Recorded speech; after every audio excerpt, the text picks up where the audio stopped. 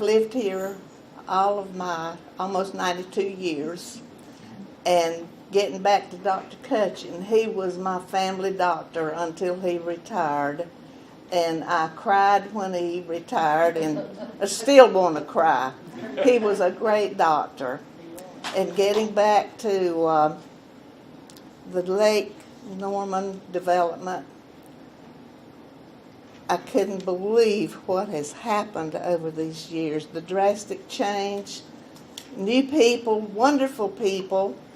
Before this, it was just family, grandma, grandpa, neighbors, relatives all around. We were just a big, big family. And we appreciate the new members, all of you too. But it's hard to even go in church now, and you don't know it. You just don't know everybody. But my mother was a Sherrill, a descendant of Adam Sherrill, who got the name of Sherrills Ford, that gave Adam Sherrill. He was the first white settler to come to this area, and he forded the Catawba River. He had 2 slaves, twin slaves, and he walked up and down the Catawba River for 2 days, they said, trying to find a safe place to cross the river. But he decided he'd send his one of the slaves and one of the horses to across the river first before he took his wagon and his family across. But anyway, thank the Lord he's settled in this area, and the lake has covered the home place. I've got pictures if you want to see the home place anytime. But I've lived here all my life, and we were farmers growing cotton and corn and wheat, and always take our corn when it was matured to Murray's mill to have it ground for flour. Daddy would come home with a great big sack full of flour, and we made biscuits, breakfast and lunchtime, and at supper time we had cornbread that was ground at the same mill from the corn that we had grown on the farm.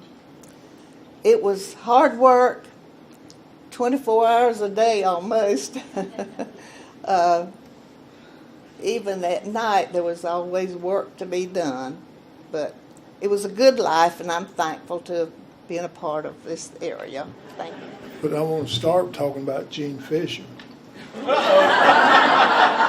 bad. When we were in the 7th grade, we used to, Mr. Burley Kaiser, the 7th grade teacher and coach, would let us boys go down and clean the gym. We could do that in about 5 minutes, and then we had an hour to practice basketball. And Gene and I were fighting over a ball that was going out of bounds, and those little tin gym, they had these wooden seats. There wasn't anybody in the seats, and we got in a scrap over the ball, and he went into the bench and knocked his front tooth out. Well, we got to high school, and we were scrapping over the ball, and he hit me in the mouth and knocked my corner off. So we were tied in that respect. But talking about Mr. Burley Kaiser, the people that crossed this lake were Scots. They call them Scot-Irish in the history book, but there's no Irish to it. The King of England thought that the Catholics would try to put the Irish would try to put a Catholic on the throne, so his answer was to move them out and put the Scots in. Well, the Scots were too good for their own good. They made fine Scotch whiskey, fine cloth, smart, hard-working, and the English were ale drinkers, and they took a liking to the Scotch whiskey, and he was having problems. So his answer was to put $1 tax on a quarter's worth of whiskey. And they couldn't understand that. That was their corn, their whiskey. They made it, and so their solution was to come to America, and they came up through Wilmington in about 1732, and they settled here. The Germans, which we settled, the German settlement came down through Pennsylvania and settled about 1742. So we had the German families and the Scots living side by side. Germans had a language problem and were hard to get assimilated, and there was a lot of animosity between them. But when it came to the little churches, that's what made the core of who we are. You had these little Methodist churches starting up at Mount Pleasant, Rehoboth, Concordia, Hopewell, and it's not in our history book. And getting over to Weddy's story about slavery, they were abolitionists. We don't get told that very many. We weren't taught that in school. That was not the thing to teach in the segregated white South. They were abolitionists. And when the war was over and the Yankees of the northern, or the government, sent the troops down to prevent a counterinsurgency, they ran the county through townships. And that's how we got the name of the townships now. But there was Lee surrendered, and we still had troops going a week after he had surrendered, and they sent General Stoneman from Tennessee to free the slaves, free the prisoners of war at Salisbury. And when the troops came down to prevent a counterinsurgency, the abolitionists, a professor from Catawba County, ran the county, and they ran it through townships. And that's how we get the name of our townships now. The abolitionists, they were the Caldwell brothers at Balls Creek, Mr. Klein of the Ira Klein group, and our little churches helped get the freed slaves a tract of land at the headwaters of Murray's Mill, and Mackenzie Campground was formed.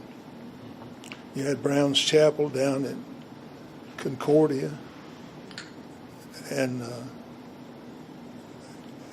you have Mount Pleasant and Mount Beulah, and there was the closeness between those communities even to this day, and it's hard to imagine what the segregated South was, but hearing his story and reading the Catawba County history books, I gave you this information. But back to the lake, I talked about Mr. Burley Kaiser. He coached my mother, and she died when I was 3 years old. She was Ada Lee McCall, and then my stepmom was Elizabeth Sherrill, and he coached both of them. But we Germans and Scots love games, and we're people of games. We're people of games. And but when they built the lake, they came to my grandpa McCall. He and Burley were big buddies, and they told him that they were building this lake and they were going to flood their farms, and they wanted to buy up what was left. And my grandpa McCall was one of those shrewd Scotsmen, and he said, "I can't keep you from flooding my land, but if there ain't but a foot left, it's going to be mine when you leave." And he said, "But what I'll do is I'll trade you acre for the farm beside my other farm." And that's how he got his lake property. Mr. Burley Kaiser went one step further. He and my grandpa pushed up a causeway, and with riprap, when the lake went down, they built the land that was supposed to be a little island became Kaiser's Island. And Sybil Stewart lives over there where my grandpa, when he went down, the lake went down, they built that causeway and got their property.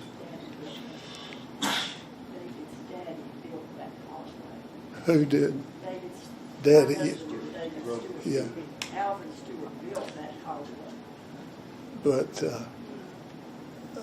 But they were right. But if about 3 weeks ago, I picked up the Charlotte Observer, and Mr. Kaiser's grandson is claiming 105 acres under Lake Norman. It's still his.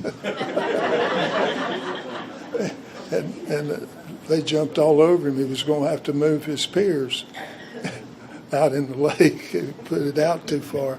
That's what started the fight. And he said, well, that's on my land. It's under the ground. But you never got it. You never had it. But we're all pioneer families. And talking about, you start at Highway 150 going to Denver. The Killians own all the land on both sides of the road. You come on down the road, and you had the Littles and the Howards and the Robinsons. And there was like 10 major families, and we were all kin one way or the other. Okay, I'm going to say just a few words about when Lake Norman started coming and going up and up and up. That's what we called it. We bought a mobile home and put it down on the lot what we had got. And it was amazing to see. They took a bulldozer and dug it out. Then there was trees, limbs, and everything down in the bottom of the lake. So Lake Norman has a whole lot of stuff in the bottom of the lake. Because we saw it. And one little thing that we did do, compared to what people do now, we thought, you always think when you're young that's going to ever happen to you. So we would get on, or in the little old boat, it was a small one, at nighttime, and go under the Big River Bridge, because my in-laws lived over on the Earl County side. And we didn't think a thing in the world about it, not one thing. A whole lot of people didn't do that either. But this is what I say about Lake Norman. There's a lot I could say. But I'm gonna say it real nice.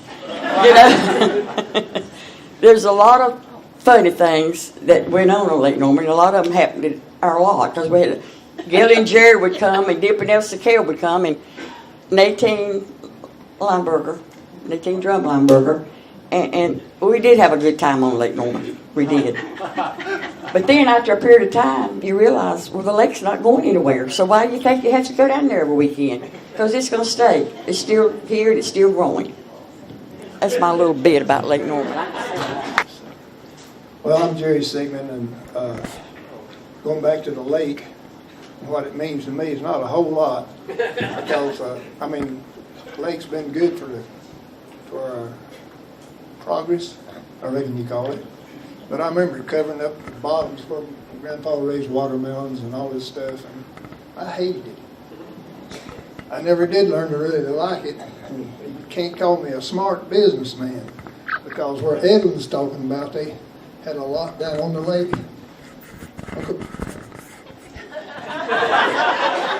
Uncle Bob Howard sitting down there one evening, one Sunday evening. He said, Jerry, said, I've got one more lot here, about 1.5 acres. If you want it, said, I'll let you have it for $500 like I did them. I said, nah, I don't want it. Well, I didn't get that. Then getting back to Gail's story about Long Island, it was one of the best places I've ever been, I think. Even before I met her, we'd go up on Sunday evening. Well, here come the lake, and it covered a big sand beach up where we had to swim and go over to everywhere. But then I was playing softball And Gail didn't tell you the whole story. I swear I met her out behind her house. As a foul ball come back, I was catching. So I run back to get the ball, and she wouldn't give me the ball. One thing led to another. But, we've been married about 15 years now, and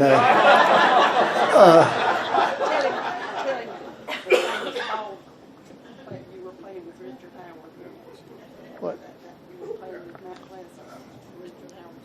Oh yeah, Richard Howard had a big team, and he was on that team too. Was playing fast pitch back then. So, but Gil didn't tell you. I rescued her, really, from Long Island. And first time I went to get groceries, she said, talking about going to get groceries, and I said, well, what kind of meat you going to get? She said, well, what do you mean? I said, all we ever have is squirrel, and rabbit, and stuff like that. So I had to go hunting to get the meat for Sunday. And then, I took her down to Denver, and well, I got her to shave her legs.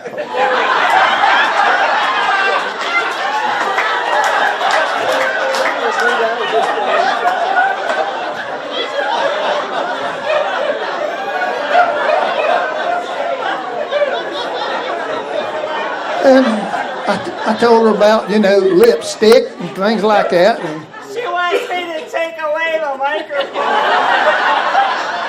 And she still won't wear no earbobs. I've been trying to get her to do that. In fact, I bought her a nice pair, but I don't. She probably pawned them somewhere. But anyhow, thank you for listening to me. I'm J.W. Brotherton. I've been right here in Sherrills Ford for about 84 years, I reckon. So I've seen a lot of changes going up and down Sherrills Ford Road. It used to be that I knew everybody that went up that road. And Mother always said I could tell what kind of car they had by the way the taillights were fixed on it. Because we didn't have many people that went up and down the road. They just didn't go except they were going to work.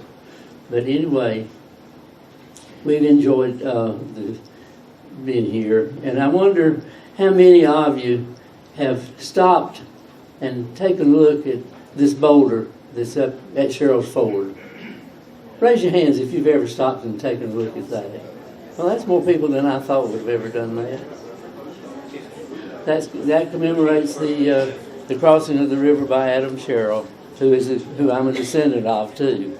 So I guess a lot of us are descendants of his. Seen a lot of changes.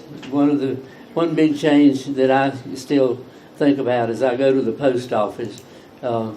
Miss Betty Saunders used to be the postmaster here.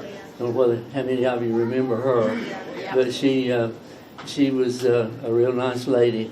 And the post office first started out that I know about was across the road, close to where the post office is now, and it was in the back corner of the store building, and it was under some staircases. This had just a little space to work is all they had, and they had Mr. Cherry, and he was the mail carrier. He had one route that went around, and Willie Martin, he brought the mail from Catawba down here, and then went on to Terrell with it also, and he delivered as he went that way. But I think about Miss Betty, and as you go in and see all the cars that are at the post office and how busy it is, it's just amazing how she would have felt if she could have lived to see something like that. Been big changes, big changes. And J.W., the post office was part of the general store. Publix had nothing on it. Right. Store. And also, we were advanced because Bill Martin ran that route in the morning and afternoon. We had mail delivery 2 times a day. Oh, well, the post office was there in that area, and then it moved across the road to where the little block building is over there that someone lives in now, and then they moved it over to where the post office is now. So That's the progressing of the Sherrills Ford Post Office. I was thinking about, as Whitney was talking over here about his granddaddy, I remember his granddaddy. He was a very nice fellow, very good fellow. My granddaddy and him were friends. And when my granddaddy went to visit him, of course, who went along? I had to go along in that little Model A Ford also. So we went to visit him, and I learned a lot of things from him too. He was a good fellow. He was a good fellow. They changed the way we formed. They the first one to bought a tractor. Mr. Brother, the first one. You remember that? Yeah. Oh, Alice Chalmers tractor. First one. Yeah.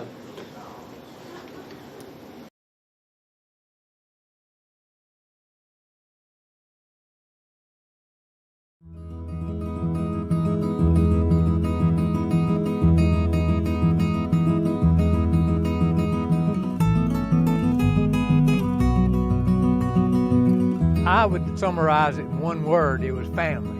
I remember waking up on a Sunday morning, the mill was shut down. It was real quiet, and the quietness would almost deafen you. In the summer months, we always went swimming. After the shift changed, they came home and we got our bathing suits and we went to the river. We had 15 people in one car. And I had a cousin that worked there. They didn't care. You could go over and visit all day if you wanted to. I was born in the mill village and lived there until it closed. Whenever I found out that they were closing the mills and going to be moving, I just cried. Long Island is a great place to grow up. You know, we didn't realize at the time how fortunate we were and how special it was. If I knew that the mill would stay there for my entire life, I'd have probably stayed right there. Because it was that good of a life.